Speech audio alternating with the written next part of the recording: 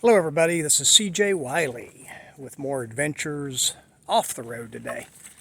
I'm down in Georgia taking a little hike, and I wanted to talk to you about attitude and one of the keys that I developed when I was competing all the time to become one of the best players in the world. And my top accolades as far as I'm concerned is Billiards Digest voted me the top 3 money players of the 20th century with Earl Strickland and Efren Reyes.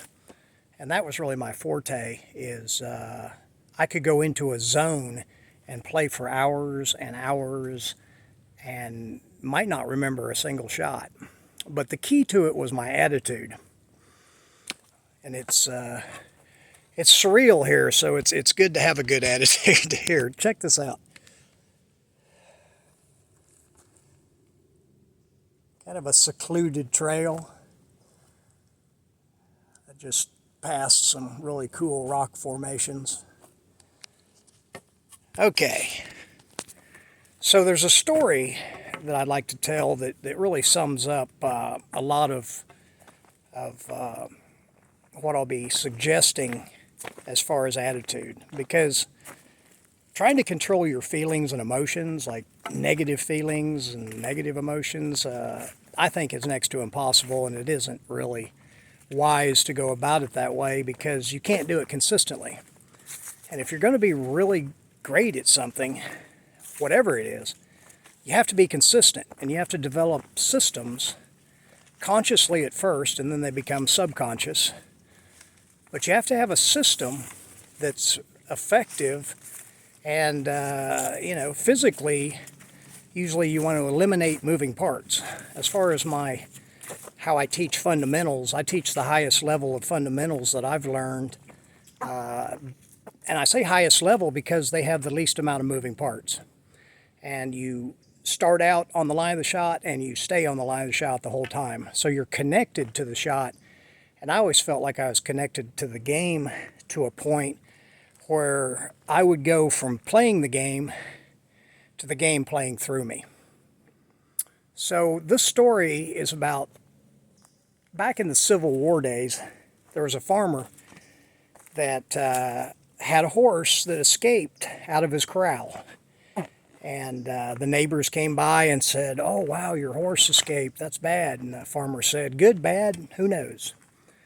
So when he went out to look for his horse, the horse had joined 7 other wild horses that belonged to no one, that they were just roaming around. So the farmer was able to bring back those 7 horses with his other one. Now he had 8 horses.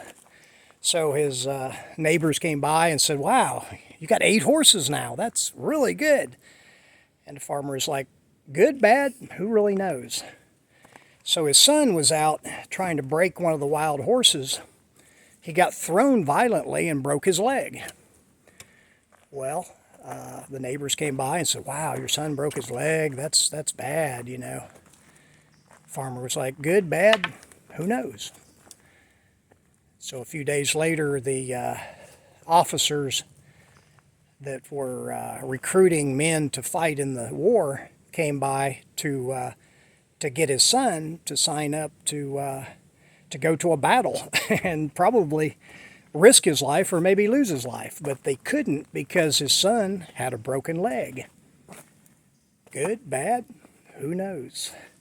And that's a key to my attitude in pool. Good, bad, who knows? See, I have an attitude, and you have to develop this. But you need to just make yourself believe that if the cue ball doesn't go where you want it to, it always goes somewhere better. Even if you hook yourself, because there's a lot of times that I've played a position error and hooked myself and still kicked the ball in or kicked it safe or I just got lucky. And that does a lot of damage to your opponent, more so than if you would just ran the balls in a textbook fashion. So you never know. So you might as well use that to your advantage. If the cue ball doesn't go where you want it to, it always goes somewhere better. And that goes for the object ball too. I just am suggesting that you take full responsibility, and that the cue ball always goes where you hit it. And, and if it's got a little unnecessary spin on it, you got to watch that. Just observe it.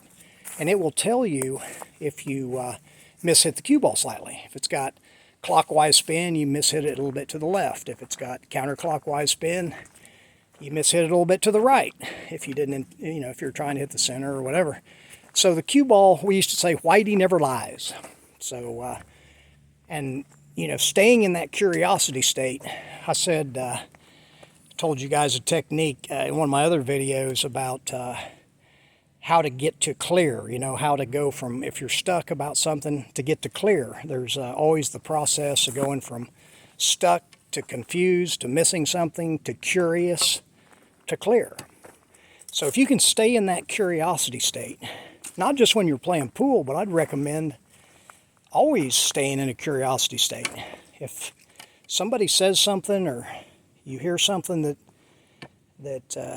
doesn't jive with your present worldview or belief system, be curious about it, find out about it, because it might help you kind of polish up one of your own beliefs, or it may help you in some other way. I'm always like that, there's people that got all kinds of wild beliefs, and I want to know how they got to those conclusions. Was it logically based? There's laws of logic, and there's stuff like that I'm not going to go into today, where you can really have a streamlined approach to figuring just about anything out. And it keeps you also from getting hustled. See, I came from that hustling world, and I had to be able to determine if somebody was hustling me. And I've studied, I got a degree in neurolinguistic programming, and that's where I was studied like eye access patterns. If somebody isn't moving their eyes when they're talking to you, if they're visual, they're going to look up to visualize something. If you go up to the left, it's different than up to the right. One is a remembered vision. The other one is one they're putting together. In the middle, if somebody goes back and forth, that's auditory. They're processing the world through sounds. If they look down to the left, I think it's feelings. Down to the right is they're talking to themselves. But, you don't want to look at people like they're like a computer or something. When I was learning that, I did go through a phase where, I had to study people a little bit more than, like now I don't think about that stuff at all. Unless I think somebody is lying to me. I do that when I'm watching people on TV. But what you'll find with everybody pretty much in the national news and whatnot is they're all reading from a script. So their eyes aren't, going up if they're talking about something visual, and down if they're processing a feeling or anything. They basically just go side to side because it's auditory, because they're reading it. It's just reading words. Might as well read the newspaper, But that's another subject for another time. So this attitude, develop it, practice it. It takes time, just like anything else, to develop. So if the cue ball doesn't go where you want it to, it always goes somewhere better. And it'll also show you things you need to practice too. Like if you're consistently, the cue ball's consistently going somewhere that you'd like to change, then that's where you need to practice. I got a lot of drills in my on my website, cjwiley.com. Precision pool drills will show you drills to accentuate how well you go down the ball. Like I said, you want to eliminate as many moving parts as you can. And I've eliminated as many as possible, and just really use my hips to go down the ball. That's what you'll notice with all the greatest pool players and snooker players is they're using the center of their body, and that's the most consistent. Whether it's pool, tennis, golf, the hips are incredibly important to know how to utilize, and most people don't in pool. I'd say 90-some% of people don't. If they do, they probably play really well. But that's something I can teach and you can learn in 2 or 3 weeks where it becomes natural. You don't have to think about it anymore. I had to learn it. You know, I've learned from a lot of great players and through a lot of great competitive situations with the best players in the world. Anyway, practice that and I'll get on. I got some other stuff I want to talk about that you can build on. But let's get your attitude underway where you don't have those negative feelings and emotions anymore. Anyway, this is CJ. Till next time, over and out.